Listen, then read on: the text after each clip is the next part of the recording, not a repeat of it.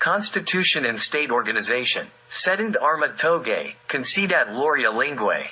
Cicero, let arms yield to the toga, let eloquence be rewarded. Every nation has created its state institutions according to its own beliefs and needs.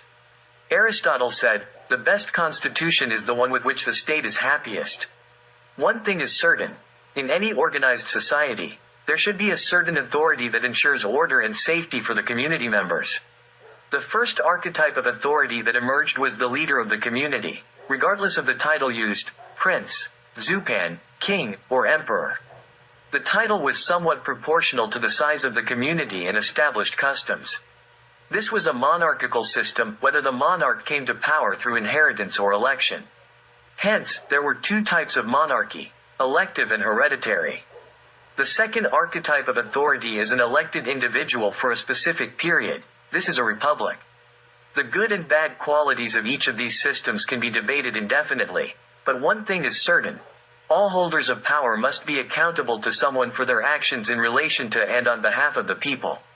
Otherwise, it can and does happen that holders of power become so empowered that they no longer care about any moral and positive laws or the will of the people. Serbs are a people with a very long and rich history that includes extensive experience in organizing power and state. Serbs have their traditional understanding of those who hold authority and what they should be.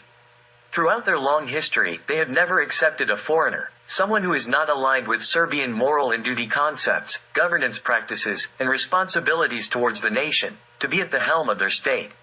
We only had a foreigner as the head of the state once, when foreign powers imposed Walter Weiss as a dictator by force of arms. Of course, that was not our choice, and we all see the disastrous consequences his rule left behind. For no other people is the role of rulers as pronounced as it is among Serbs. The ruler must be the master of the house called Serbia. That's why, throughout our history, a monarch, as the master, stood at the head of the state, and consequently, all distinctly Serbian political institutions are essentially monarchistic. The unfortunate thing is that a republic was imposed on Serbs by foreigners, more accurately, a surrogate republic under communist dictatorship. The first Serbian president of the republic, chosen by the people, was Slobodan Milošević, a man who later betrayed Serbian national interests. Republic experience has been fatal for us Serbs, but that does not mean that the republic as an institution is disastrous.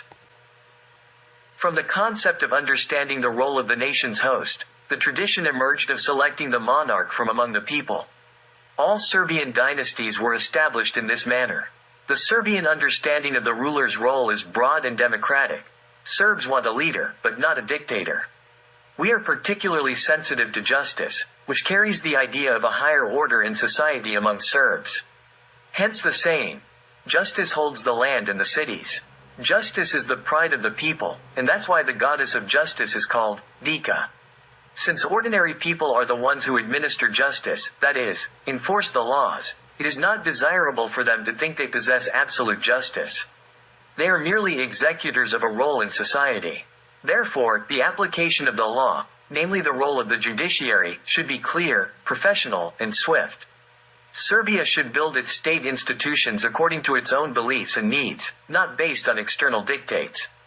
It can be said in passing that no country in the world is exposed to as many external pressures as Serbia. Likewise, it can be said that no nation in the world has as many enemies as we do. That's why the Constitution of Serbia must take all these facts into account. Due to such circumstances, it is necessary to establish, through the Constitution, another type of authority alongside the legislative, executive, and judicial authorities, the supervisory authority. The Constitution, as the fundamental legal act of the state, must be clear, unambiguous, as short as possible, and more precise. The new Constitution of Serbia should be based on the Law Code of St. Sava. This document must be an inviolable legal act that everyone must respect, from the highest state official to the lowest worker. The center of Serbian democratic authority should be represented by the Assembly, which is a bicameral body that combines the National Assembly and the Senate. The executive body of the National Assembly is the government, and the executive body of the Senate is the president or monarch. The Supreme Court is an independent body with jurisdiction over all institutions in the state. There should also be a supervisory body, the State Council, which does not have executive authority but possesses the right to veto the work of all state organs, including the president or monarch. This means that the State Council can prevent the execution of any decision, regardless of the state organ in question, if it finds that the decision is not in line with national interests. The Supreme Court is responsible for the consequences of the State Council's veto. In order to bring the executive power and its control closer to the people and achieve better care for all regions of Serbia, it is necessary to implement a reorganization of territorial authority and establish 12 regions in Serbia and 2 in Montenegro. A legal state is a political community in which the rule of law, justice, and equality before the law prevail. Citizens perceive such a state as a normative framework for solidarity, as a set of norms that citizens support to achieve their own interests. Then, as a set of norms that obligate citizens to adhere to normative documents to enable the normal functioning of the state.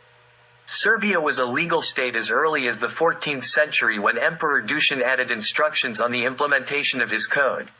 If I order anything that is not in accordance with this code, let the judges judge according to the law, not according to my command. Serbia then became the first legal state in Europe and in the world. Without the rule of law, there is no democracy, no freedom, and no protection of citizens' rights.